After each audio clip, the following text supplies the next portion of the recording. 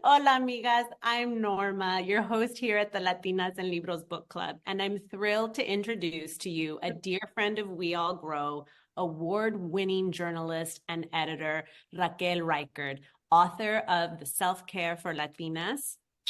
This cutie pie, author of this little cutie pie, Raquel is helping all of us gain a more nuanced and culturally friendly understanding of what self-care is and how we can embrace the concept in her beautiful book. So, amigas, please join me in welcoming Raquel. Thank you so much. I'm so excited to be here. I'm so grateful to be here. So thank you so much. I need to note that like my AC broke down today, so this is why I look this way. Just like it's very humid. I'm in Florida, so bear with me. Thanks for sharing that, Raquel. But honestly, I think you look fabulous. So I would not have known. You looking good, girl. You looking beautiful. So Raquel, thanks so much for taking the time to join us and to really be here with the amigas. I am so thrilled for us to have this conversation. So let's jump right in. Amigas, you're in for a treat today. We're going to talk all things self-care. So Raquel, I would love to start our charla by asking you to share with us a little bit about what helped you decide to write this book and how you knew you were ready to bring it into the world. Yeah, so I had a pretty non-traditional route to writing and publishing this book. So, self-care, this is a popular title for Adams Media, right? The publisher of the book, they have self-care for Black women, self-care for Black men. And they knew that they wanted to, oh, Oh, oh, I don't know if you heard that. I did. I don't know what that was. Yeah, so they wanted someone to work on this title, Self-Care for Latinas. And I was one of the folks that they had reached out to. And they basically asked how I would approach this book. And they really liked my direction and my voice. And so, yeah, they accepted it, and it was a pretty quick and non-traditional process, I must say. But I mean, they did reach out because of my work, right? Throughout the last 10 years as a journalist, my work has focused on issues on Latina culture, and also, very much issues of bodily autonomy, right? Issues of systemic oppression, issues of healing, right? And so I think that was really the strength that I brought to this book.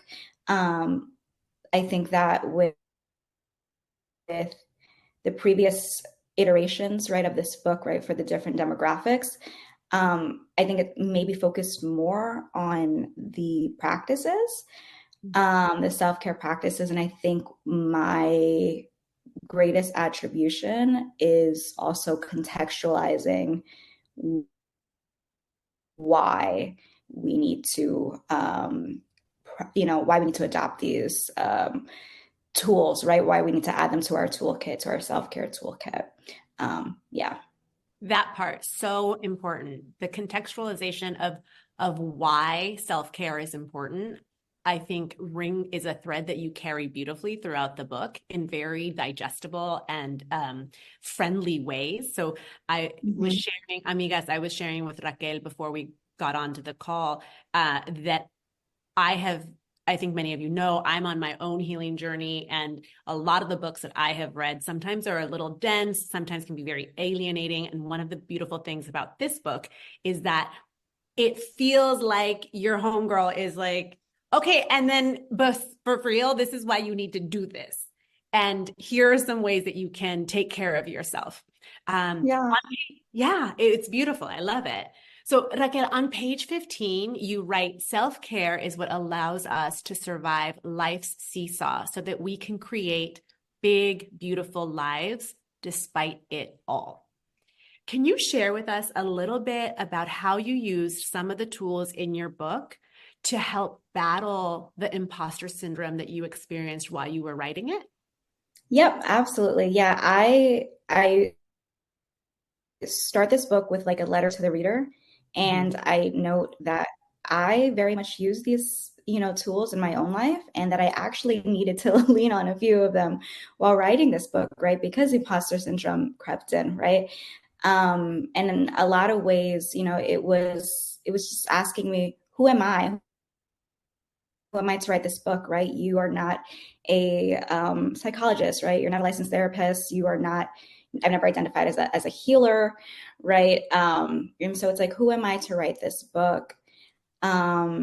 And I wrestled with that for a while.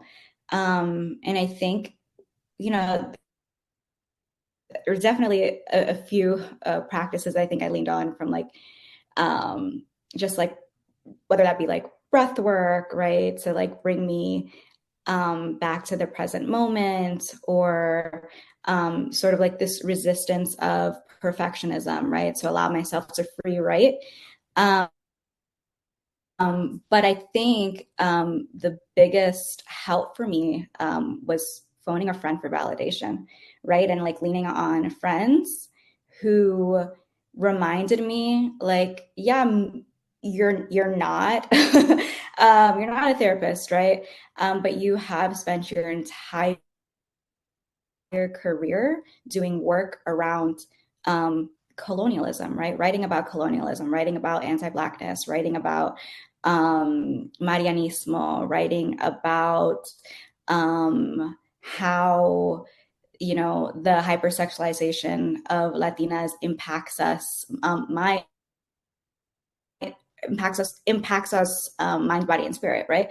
And so in so many ways, like I said, um, I have already been doing this work. And so I think I really needed that reminder from my friends, who are my biggest cheerleaders, and are always there to hold me, always there to hold me and welcome my vulnerabilities. And that also reminds me of who I am, and why I'm the right person to write this book. Yes. So shout out to Raquel's friends because Yes. the book needs to be, it needed to live. And so, we're all thankful and grateful to your friends for helping you be able to write this and to really to bring it into the universe. So shout out to Raquel's friends.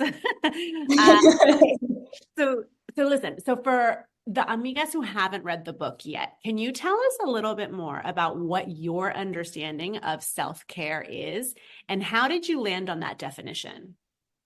Yeah, so I think of self-care as learning to listen to your mind, body, and spirit, right? Learning the language of your mind, body, and spirit so that we can heed its calls, right? Because our mind, body, they're it's constantly talking to us.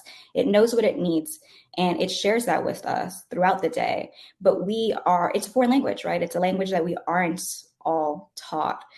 So it's one that we need to learn. And then once we learn that language, we're better able to heed its calls, right? And for me, self care is really that. It's heeding the calls of your mind, body, and spirit. So that could look very differently, right, for each of us. It's not a one size fits all at all, right? What I might need as someone who um, lives alone, works at home, barely leaves my home, what I might need is like to be outside in nature. It might be being in community, right? Versus for someone else, it might be needing a bedtime your routine, right? Prioritizing rest, needing to be in solitude for a bit, right? Needing some peace and quiet, right? So it really is just learning that language and listening to what it is that your mind, body, and spirit are asking you for. I love that definition. I think it's so expansive and permissive. I think that sometimes self-care, especially with regard to our community, can be very restrictive and prescriptive. Intimidating. Yeah. And so I love the Mm-hmm. definition that you share. And I also love that you acknowledge that it looks different for everyone. Self-care is different inherently for everyone. And it also can be different for yourself. it can be different for yourself on any given every day. single day on any given day, right? I in the book I write a bit about how like we need to be flexible, right, with ourselves, because what might work for us right now may not necessarily work for us when we are in a in a different chapter in our life, right? We are constantly evolving, we are turning into different people, we are growing, our circumstances change, right? The people we engage with from the day-to-day change, right? And so as such, like our self-care practices and routines, like that needs to evolve and change with it, because what worked for you once might not work for you at a later time, right? And so that doesn't mean that you abandon self-care altogether. It means, what are some other tools that I can add to my toolkit at this moment as this version of myself right now? Yeah, I think that's spot on. I think it's about how do we develop a very expansive and robust toolkit so that, okay, well, today I may need today I may need to dance. Tomorrow I may need a valid, a Yep. phone call with my friend, and the next day I may need to cook a home cooked meal. But I think Mhm. that the beauty about the way in which you present these exercises and the way the book is written is that it's very much invites that. It invites you to take what you need and to build upon it. Yep. So yeah, I loved it. Can we talk a Yep. little? Yeah, go ahead. I know, I was just gonna say that when folks are reading the book, I say that, take what resonates with you, but instead of like forgetting what doesn't, like just put that sort of on a mental shelf because it Mhm. might work for you at a later time. Yeah, it's like hitting the pause button. We'll come Mhm. back to that. Yeah. Mhm. Can we chat a little bit about the structure of the book? Can you, for again, for those amigas that haven't quite picked it up yet, can you tell us a little bit more about how the book is structured? Yeah, so it is structured. There's the introduction, where I just talk a bit about why it is essential for us to prioritize our self care as Latinas. And then it has three sections, and the sections are mind, body, and spirit. And I mean, we are multifaceted people, Mhm. right? Who experience just various challenges and realities, right, in our day to day life, within this culture and society that we navigate, right? And those experiences impact us in multiple ways, right? Um, I give various examples throughout the book, but whether it be street harassment or um, a loved one being deported or incarcerated, right? These traumas, right? Um, Hmm. they don't just manifest in our minds, right? They impact us. They impact our bodies, right? And they're debilitating, right? They can rob us of our spiritual connections, right? With other people, with our community, with our higher power, right? And so it impacts us mind, body, and spirit. And thus, we have to be able to take care of our mind, body, and spirit. Yes, yes, to all of that. It's so important. I couldn't agree more. Um, so with that in mind, I was thinking that we could talk about the different sections and then talk about some of the exercises that come up. But before we get to that part, I was wondering if you could tell us a little bit more. So there are a lot of exercises within each chapter or Mhm. within each section. Can you tell us a little bit more about what was your selection process for these exercises? Like, how did you know which made the cut and which were left out? Yeah, there were actually more than what made it to the book, right? Most of the other self-care titles from the publisher are 150. But like I said, since I leaned a lot more into contextualizing, like the reasons why we need to prioritize pouring into ourselves, we had to shorten. We had to like bring it down to like 105, I believe it is. Um, so yeah, so it was difficult to bring. It was definitely a challenge Yeah. to choose the exercises that made it into the book. But I leaned heavily on practices and exercises that have worked for me, practices and exercises that I know work for um, again my homegirls, right? Leaning on the people that I know, and then research, right? Of course. And so even with research, I feel like I also try to find ways to make it culturally relevant for our audience, right? Like research shows that dance is a really amazing and fun way to um, to process trauma within our bodies, right? Movement, body, moving our bodies. And so why not then, move our bodies intentionally, but to the tune of merengue, right? Or Yeah. cumbia, right? Reggaeton. And so, or reggaeton, right? Would like go out to the club with your homegirls or take a, Latin dance class or just dance alone in your bedroom, right? So these are all the different ways that I was sort of thinking about this, right? Um, Pulling from my own toolkit, from that of my friends, and obviously, of course, what research says, and finding that sort of cultural tie-in, so that it just feels more relevant and fun, right? Like something that we would want to do, Yeah, yeah. and more accessible, right? Mhm. Absolutely. I was really so happy with the balance because like I said, I feel that some texts are a little heavy when Yeah, they're trying to help the reader. And I feel like one of the things that I love about this book is that you do include data, you do include information about the context, and there's also plenty of information. But there's a levity to it. There's like an ease, there's an yeah, accessibility. It's like bite size and you can pick critical. it up, you can read it in 5 minutes. So we're all busy. And this is like a perfect example of how we can all access self-care. Exactly. Yeah, exactly. Because I feel like it has to be, right? Like writing for this audience, like it. I'm so happy that you said it sounds like you're receiving this information for a homegirl because like that's how I wrote it. Like that Yeah. was my intent, right? And sometimes like that is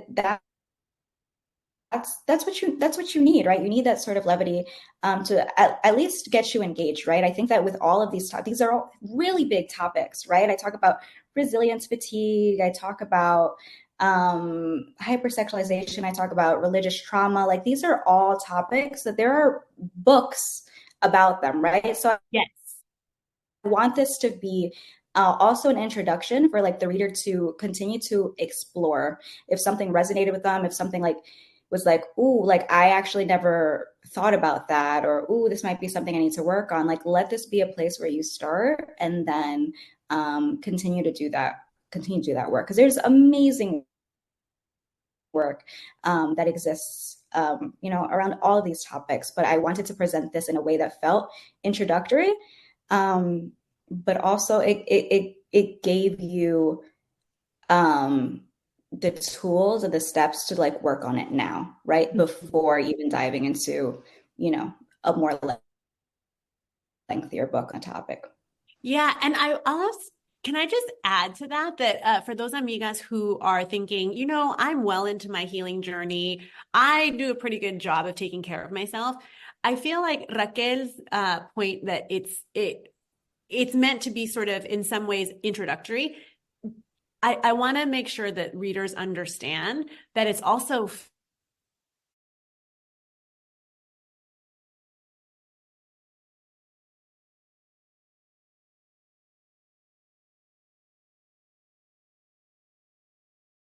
really can sense and feel that this is a book that they're going to enjoy, even if they've read the dense big books and they've had 4 books on on Marianismo, or they've Mhm. been able to process more in depth. Like, this is a beautiful book. um I think in part because it is so bite-sized. Yeah. Thank you for saying that. Thank you for Yeah, saying yeah, absolutely. that. Okay, so listen. Because I did want I sorry, there's a delay, so I feel like I keep talking over you. I know. Um, Go. ¿Qué ibas a decir? no, that I just received so much feedback from readers who shared that it felt both nourishing to them and also that they laughed so much while reading the book, and that just brought me so much joy because I mean, humor is part of my self care as well, Yeah. and so for that to have been received, for folks to have been able to receive the humor that I bring to this book, which again adds to that sort of levity, it just means the world. So thank you for sharing that. Yes, yes, absolutely. Okay, what I wanted to ask, so before we get into the parts, just bear with me one more minute. I'm curious. So you talk about why self-care is revolutionary and how it's connected to community well-being and community care. Can you briefly talk to us about those concepts? Yeah, absolutely. I name two scholars of color, Gloria Anzaldúa, who said, I changed myself, I changed the world. And of course, Audre Lorde, who referred to self care as self preservation and an act of political warfare. And that's really my understanding of self care. I feel like that has long been our community's understanding of self care, right? We've been doing this for a long time, we've understood um, its importance, right, for a long time. I think along the way, there has been this sort of commercialization of self care as you know something to buy, right, rooted in consumption rather than in self-preservation and community preservation. But for me, self-care is inherently tied to community care, right?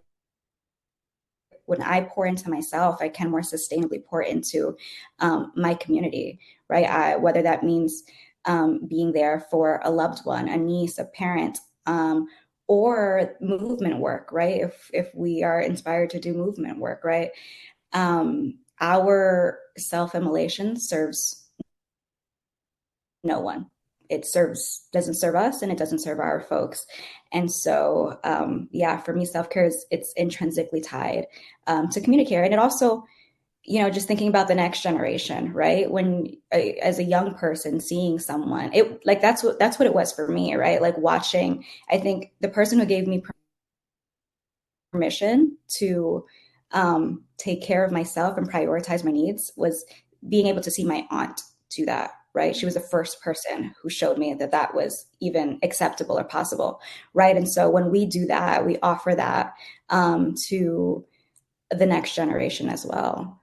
We show them that it's necessary, possible, to take care of ourselves, and that we should, and we show them, we give them the tools to do so. So in so many ways, I feel like it is just very much tied to community care. So beautiful. Thank you for sharing, Raquel. All right, let's dive into the mind section. And let's start where you start, which is the importance of destigmatizing mental health. Yeah, What? we had to start there. Like, I don't think I was very intentional about the first few exercises that I presented, starting with destigmatizing mental health, because while we have, I think, gone pretty far in terms of um, losing shame, especially for like younger Latina folks, there's still so much stigma, right? There's so much misunderstanding, right? So we need to start there, because if you um, carry some stigma around your mental health, then how are you ever going to, you know, get the help that you need, right? How are you ever going to recognize that there are problems that need to be worked on and dealt with, and confronted. So we need to start there. We have to start with destigmatizing mental health. And we also have to, I think after that, I go into removing the sort of the guilt Yeah. that might come with self-care, right? Many of us are children of immigrants or children of folks who grew up low, we grew up low income. We saw our parents, right, or our elders labor day and night to provide for us. And so we feel a sense of guilt or shame, taking the time to pause, right? And so, I'm like, we have to confront that too, because we are deserving of self-care, right? And also like our being able to prioritize that also, again, it allows our elders, right, who sacrificed so much, to see that they too are deserving of that. And then I think another one that was their top three, or top, like the first three or first five, was unlearning Marianismo, right?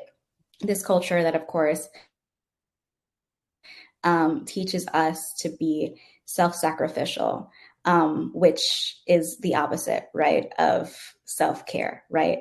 And so you can't. How can you care for yourself if you are literally being taught that what it means to be good is to be self-sacrificial, That right? part. So I push back against that and encourage us to be self-full. Yeah, so those, we had to start there before we can even get into the exercises or anything else. Yeah, I thought it was so beautifully laid out, because I do think that any conversation about self-care really has to start with the bigger picture. So it's like you can pull back and try to really understand, map out the different ways in which self-care is connected to destigmatizing mental health and not feeling shame for taking care of yourself and eradicating Marianismo. There was another one that escapes me at the moment, but I feel like the first three or four exercises in that section were critical to they lay the foundation for the rest of that section. They were super important. Yeah. Yep. Yep. So I want to talk about two other exercises that you brought up in that section that I think will really resonate with our amigas. One of them is in making decisions for yourself, not anyone else. You write, community care is intrinsic to your well-being, but only if it's reciprocated. Can you tell us a little bit more about this idea and talk to our amigas a little bit about how they can start making decisions for themselves? Yeah. Again, going back to, right, this culture of Marianismo that teaches us to be self-sacrificial, or even just this, there are many of us who are, like the eldest daughter archetype, right? And oftentimes, like, even if you're not the eldest daughter, you still sort of play into that role, right? So there are all these different cultural directives that basically teach us that we must give ourselves entirely to someone or something else, right? Typically the family, or, in heterosexual relationships, a man. And you see this so often, right? Like whether it's like friends or folks who I interview or just stories that I read, you see, I've heard just so many stories of, young Latinas who study a major in college that their parents wanted them to, and then go on to, have careers that are unfulfilling or don't bring them joy, and are just unhappy, right? Or I've even, I know folks who have, departed from the faith that they were brought up in, but still go to church with their mother, because they don't want to, break her heart. And I think that there's something really beautiful in the way we want to care for our loved ones and the way that we want to make them proud. But I think it becomes a problem when in that process we abandon ourselves and what we want and what we need, and we are unhappy, right? And we are lying, right? We are creating a fiction, a tale of who we are that it's not true. Yeah. And so in doing that, right, it feels like our love is conditional, right? And we all deserve to be loved for exactly who we are. And so, yeah, so I mean, it's hard, right? Like we can talk about these things, and you can read it in 3 paragraphs and think, okay, like, but it's so difficult to actually make some of these changes, right? Or to have the courage to be ourselves fully, right? When we haven't been doing that for most of our lives. And so I suggest just starting really, really small, right? Like whether it's, Fulano tells you, you don't wear that, but you want to wear it, right? Mommy doesn't want you to cut your hair because she loves your long hair. But you want to cut your hair, right? It's starting from these like really, you know, ways that feel a little bit more accessible or easier. And that sort of, it strengthens that muscle, so that you can continue to lead a life that feels purpose driven for you and not, directed by someone else. Yeah. I want to start to write our own scripts. Yes, mujer, yes. And I love the reminder because you remind the reader throughout the book, not just in that section or in that exercise, that really the key is to start small. And it's like you're scaffolding, you're building upon decision helps you strengthen that muscle. And I think it's such a beautiful reminder because you might not feel ready or able to have a full-on conversation with your mom about how you don't want to go to church anymore. But you might be able to say, no, I don't really want cafecito right now. Or, all these different ways that are seemingly small, but actually it's like the little sands of grain that are going to really make the difference. So I love that you remind readers to start small. We have to. It's unrealistic, right? To give someone this huge task that is going to be both painful for them and those around them, right? Like we need to ease into this in order for it to be, again, sustainable, realistic, and something we feel good about, right? Because at the end of the day, we don't want, going back to that sense of guilt, we don't want to feel that sense of guilt, right? We want to be able to live our lives without shame, right? And so we first have to learn how to get rid of that sense of guilt for just for being yourself, right? So we have to start small. Yeah, I love that.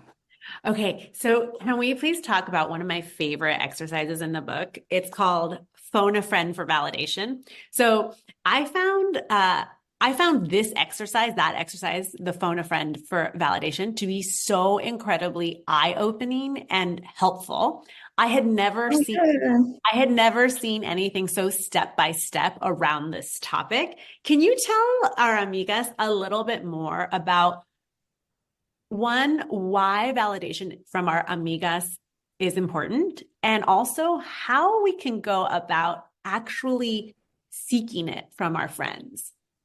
Yeah. I mean, again, I love my homegirls. I feel like my girlfriends, like those relationships are the relationships that have often given and taken in equal measure, right? More than any other relationship that I've had.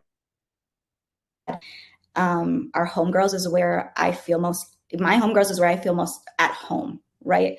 Where I can be my whole self, where I can be vulnerable and be seen, and I can be messy, I can be all the things, and it be okay, right? And so I think for me, like when I mean, whether it be like a microaggression that I experienced at work that day, or um, some troubles in my romantic relationship, like whatever it may be, picking up the phone and leaning on someone who I know will allow me to be messy and vulnerable and not totally put together and still love me at the end. Like that's who I need in that moment. That's who we need in those moments. And so, still some of these conversations, they can be heavy, right? So I do provide some steps on how we can reach out to our homegirls and get what we need in a way that's also like respectful of where they're at. So I suggest texting or calling, and asking to, first asking if they have the capacity to hold you in the way that you need to be held in that moment. And if they don't, that's okay. It doesn't mean they don't love you. It doesn't mean they don't care. It means maybe they're in the middle of work. They're preparing for a meeting. It could be anything, and that's totally okay. And then, sort of just go down a mental list of the folks that you can call on. And someone will be there, right? And if not, then they'll let you know when they can be. And so, just have that conversation that you need to have. And at the end, thank them for being able to be there for you in that moment, validating you, pouring into you. Because again, like homegirls, those are the relationships for me that have given and taken in equal measure. And I'm sure there will come a day where they will lean on you in the same way you leaned on them. Yeah, absolutely.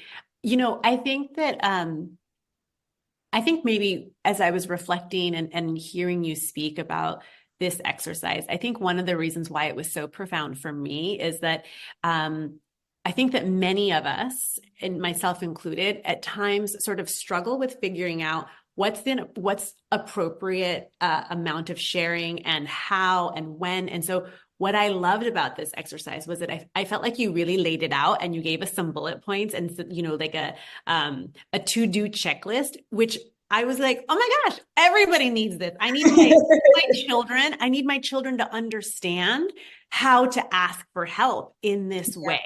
And I had never seen that relationship or that interplay so neatly articulated, and I loved it. So thank you for doing that. Thank you. Thank you. Yeah. Okay, so let's dive into the body section because we're quickly running out of time, Mujer. Oh, wow. I know, right? It's like we could talk all night, I think.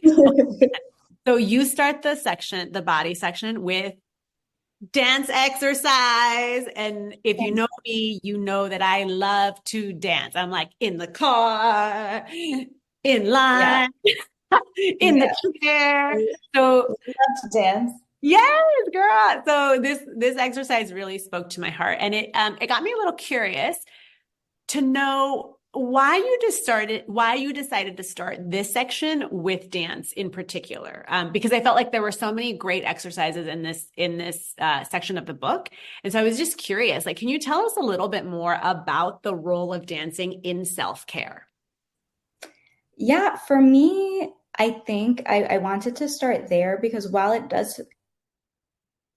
we're talking about the body, it is really one that, dance is really also a mental, physical, and spiritual self-care practice, right? It's one that embodies all three.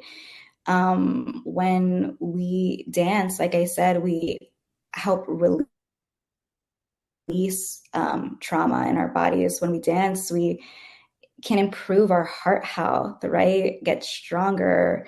And when we dance, whether we dance alone or with community, it is just such a beautiful spiritual experience. Mm. There's there's just something about whether it's a salsa that you grew up listening to, and it's just sort of transports you to a memory, and you can kind of see mommy dancing in the kitchen while she's cooking, and it takes you there, or being again at a club, surrounded by people who are as alive in the music as you are. It really is a spiritual practice. It's a practice of bodily self-care and mental self-care. And it's fun. And it's fun. And And it's again, I want to free. tell you, it's fun. And it's free. You can do it in your bedroom. You can spend some money. You can take a Latin dance class, but it is really it's available to you Mhm. um, I love that. everywhere, right? Like you said, dancing in the car, like it's a good time. Yes, yes. It's a good time. You should see me at stoplights, or maybe you don't want to see me at a stoplight. I No, love the energy. yeah. But listen, let's talk about, our time is, it's going too fast, but let's quickly talk about why adorning our bodies in our culture's traditional dress garb can be healing. Can we talk about that for a couple minutes? Yeah, I'm so happy that you brought this one up, because it's not like a practice that I think I've really seen before, right? But I think that through the process of acculturation and assimilation, we are taught to hate, right? Feel shame in our cultural traditions, right? Our cultural products, including costumes and garbs. And we are also, in that process, we forget that that even exists, right? So, one, just discovering, right, traditional clothing is can boost confidence, because it gives you a sense of cultural identity, right? And it also can spark even a political awakening, right? When thinking about these traditional garbs, so much of them were rooted in resistance, right? From the patterns that people wore, how they styled their hair. It was, in many cases, resistance to colonialism, to Spanish colonialism. And so they were having this sort of like, private personal revolution, that only like that they understood, and that there's so much power in that, right? And so, yeah, I think that it's just a beautiful way to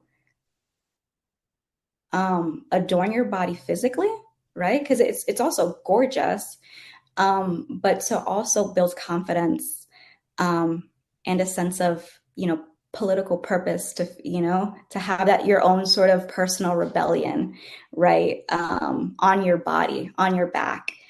Um, and I think that the one thing that I do stress, in that section, is to also just be really, really intentional about the the the sort of the cultural garbs and traditional garbs that you do use, right? Because it is sensitive, right? So we want to be sure that we are adorning ourselves with the jewelry, or the hairstyles or the garbs that feels most accurate to our own personal identities, right? What culturally, racially, all the things, because we do need to also be respectful. I love that. Thank you for mentioning that, because I do think it's very important for us to be conscious about what we choose to wear, and how that may impact someone else and someone Mhm. else's Sure. Thank you for mentioning that. Okay, mira, we're at 4:51. We have one question in queue. So amigas, if you have any questions for Raquel, now is the time to drop them in the chat so that we It can. is so fast. Yeah, so we can process that. But wait, so while we're waiting for a few more questions, can we quickly chat about the spirit section of the book? And I have a couple of questions, but let's go where I was sort of like going to end it. And let's talk about how supporting Latine-owned businesses can be a form of self-care for the spirit. Go. Yeah. Well, when I talk about the spirit and like this section, I'm really like, I'm thinking about like soul connection, right? And so our spirit like can be connected to all living things, right? Other people, the land, right? Animals, plants.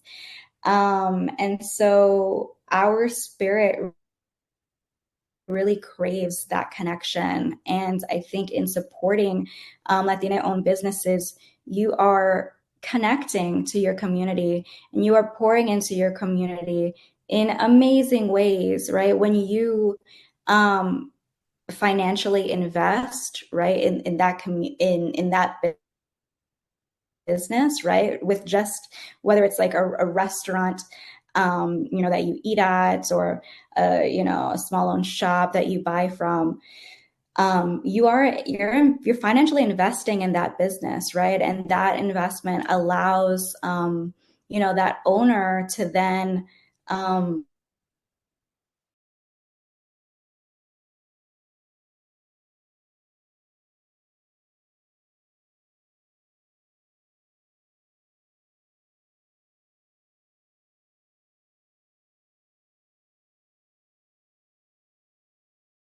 what's the word I'm looking for? Um, just build generational wealth, right? And so that is you are directly investing and pouring into your community, and also when you are a part of that community. So in that way, you're also pouring into yourself. So I love that. I love that connection. I love that you included that in the spirit section because it resonated with me, and I think it will resonate with a lot of the amigas on this call and who are going to see this recording. Okay, look, it's 4:53. I want to be mindful. I want to give the spotlight to someone else. But Raquel, this has been such a beautiful conversation. Thank you for sharing. Yeah, thank you for sharing your words. Okay, amigas, if you have questions, now's the time. I see Yomo has a question. Yomo, if you're still here or if you're able to, would you like to unmute and ask your question?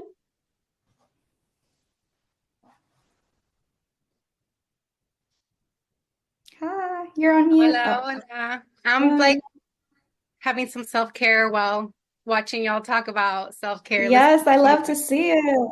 Raquel, I have your book and I love it. It Thank makes me feel you. like you said, like you have another amiga just telling you, Nena, you got to trust yourself, or, make sure that you process your feelings through journaling. So thank you so much for that. So my question is, what are your go-to self-care routines? And did you see these modeled by the mujeres in your life growing up? Great question. I have a pretty extensive self-care routine, so for the sake of time, I won't go into all of it. But I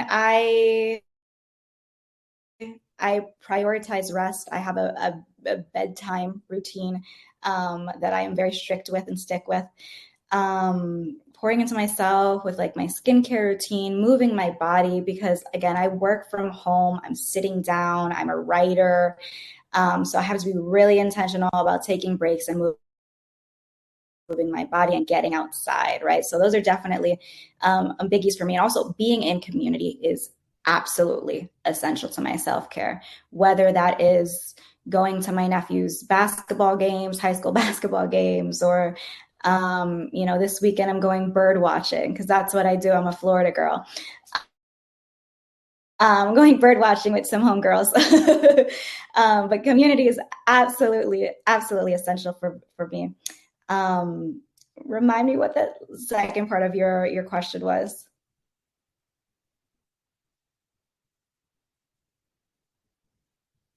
Yeah, you're on mute. Yomo, you're still on mute, honey.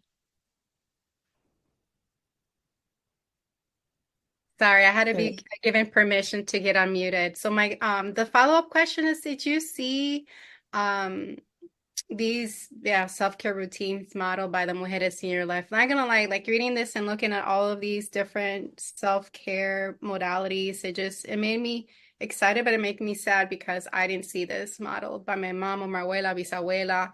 So Yeah.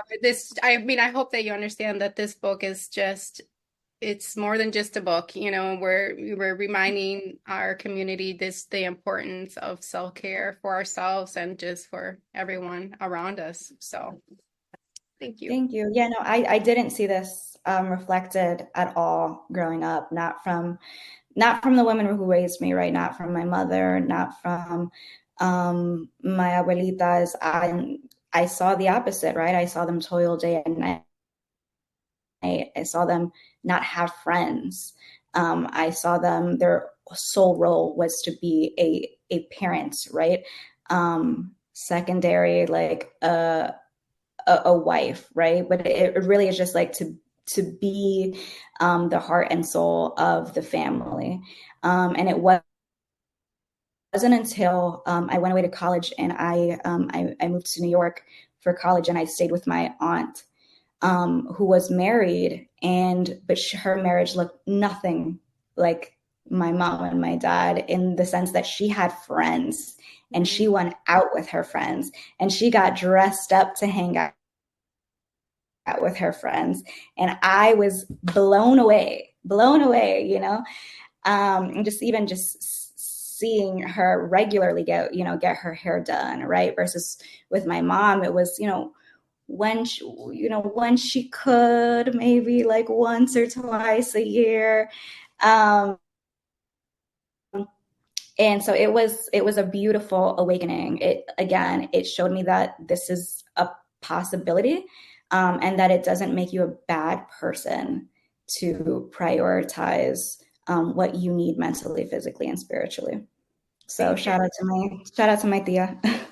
And I'm also thinking, like, it's almost like, our ancestors worked hard for self-care. They didn't have it, right? And then for us to be able to do it, so when we're feeling guilty, we remember it's like, okay, well, they fought hard for that. We get to do that for Mm-hmm. ourselves and others.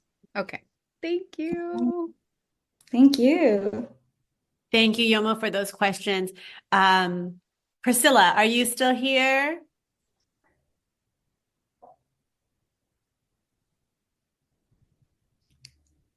I'm here. Hi. Oh my goodness, it's been so long. Hi, Norma. Hi, Raquel. Hi.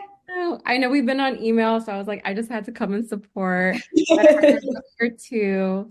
And again, I Thank said you. this through email, but again, your book is medicine, so it came at a perfect time. So thank you for writing this. But yeah, my question was, I know writing a book does require a lot of energy from you. So what were the self-care tools in your own personal kit um, to help you get through writing the book while also having a full-time job?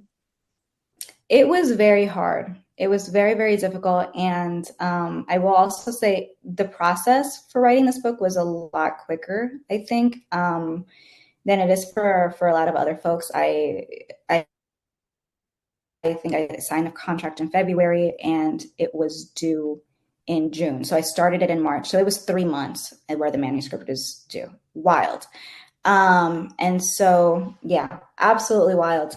And so in order for me to do this and not sacrifice, right, my own self-care and what I need, I had to have just serious conversations with my team that I managed. And so I started doing 3 to 4 day work days, still doing all the work that I needed to do, but maybe working an hour more Monday through Thursday, so that I can have a day or 2 days off to just solely focus on the book, because I didn't want to lose my weekends.